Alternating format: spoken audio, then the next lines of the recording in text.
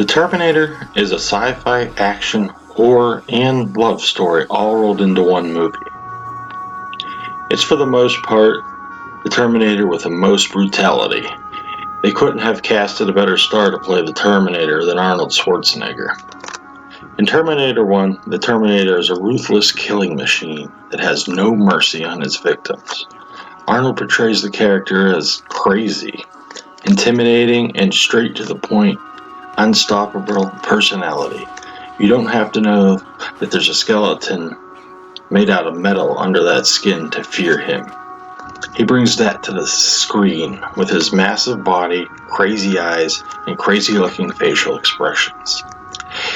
He says very few words, only using verbalizations when absolutely necessary to carry on with his mission. This is what makes the Terminator come to life. Unlike in future entries where they tried to humorize him, it worked for Terminator 2, and the writers and directors tried to copy that portrayal of the Terminator and never were able to replicate it the way Cameron did in Terminator 2. After T2, the series went downhill fast. They lost that Terminator feel. Some of the subsequent sequels might have been okay popcorn action movies, but fell miserably as Terminator movies. I mean, what do we have here? Arnold going into a gay bar? Darn right it's a mismatch. This is ridiculous. Talk to the hand. And look at these sunglasses. I mean, how did we go from the killing machine that slaughtered 3 punks like nothing to this? What a joke. The scores for the first 2 Terminators were amazing. Those scary basses and tones you hear in the first one really brings the fear. The music in Terminator 1 is powerful. It adds to that fear when you see the Terminator on screen, and the terror Kyle and Sarah feel when they're being chased by the Terminator. Terminator 2 music was also fantastic and very memorable. The music in subsequent films after T2 is bland and just plain forgettable. I don't think I remember a single tune from those films.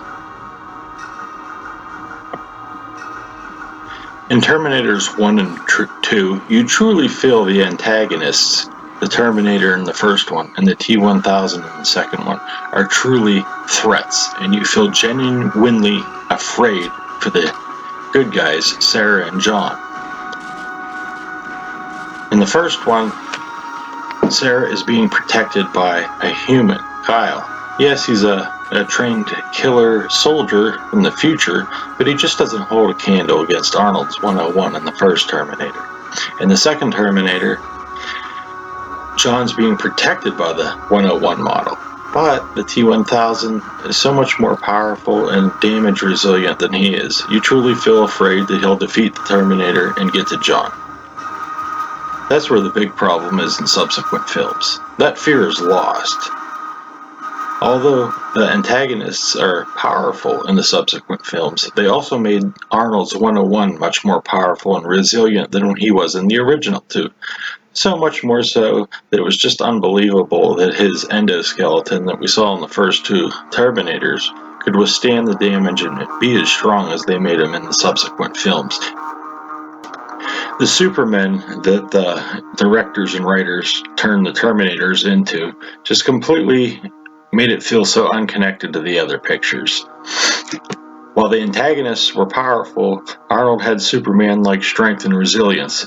That took the fear away completely of the antagonists having any chance to get to the good guys in the later films. I mean, look at this scene here. Yeah, he was strong in the first one, but remember the mall fight? I mean, come on. He gets his head kicked off here, and just ridiculous. You're going to see here in a second, he actually sits back up and reattaches his head to his body. I mean, we all saw the endoskeleton in the first two movies. It doesn't even make sense mechanically, this scene. He puts his head back on and cocks it. What a joke. I mean, this takes you right out of the film, in my opinion. And they couldn't have gotten a worse character to play John Connor. He's such a wussy in this film. He gets shot with a paintball gun and locked in a cage by a frail woman. Let's get back to the real Terminator, Terminator 1. Who could forget the scene where Arnold utters his famous words, "I'll be back," then comes barreling through the police station, crushing the police officer that turns into a balloon-like doll. It's so fake right there, but it's such a quick shot, I never would have noticed if I wouldn't watch commentary on it. The part where Arnold barrels through the police station and blows that guy away with a shotgun in the ass and he flips makes me laugh every time.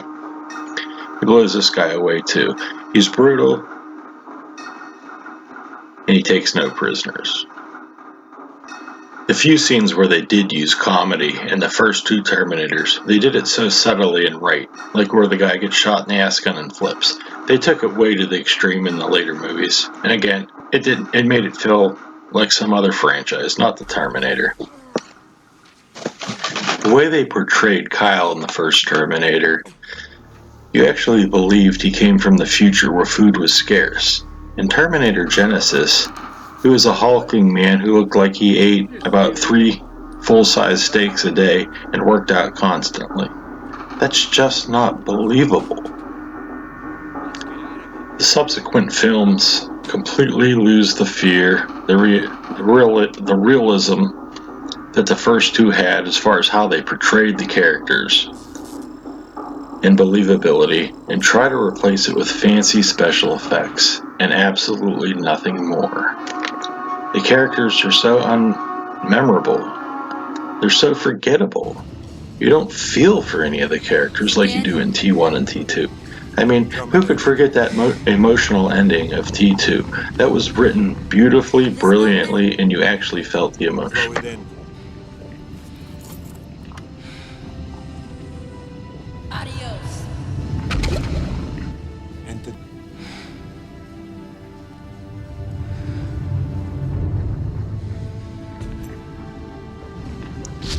Terminator gets everything right, from the casting of the Terminator. He's truly terrifying, and that Vaseline viscous type substance they put on his face just makes him look like he's not quite human, and he isn't, without screaming it in your face. Those crazy eyes sell the Terminator. None of that was brought in any of the subsequent films. The fantastic job Linda and Michael Biehn did portraying Kyle and Sarah. To the gritty, special effects, and stop motion they used when the endoskeleton is chasing him at the end of the film truly made it feel terrifying.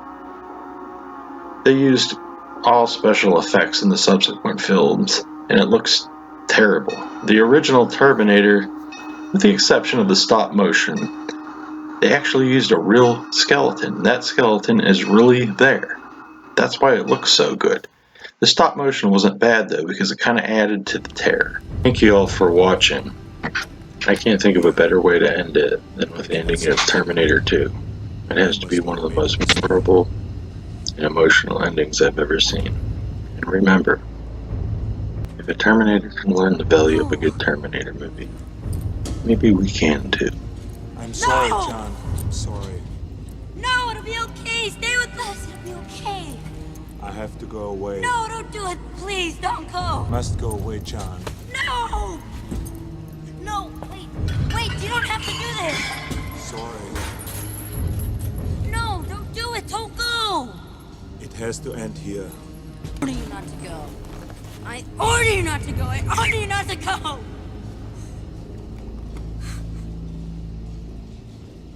I know now why you cry. But it's something I can never do.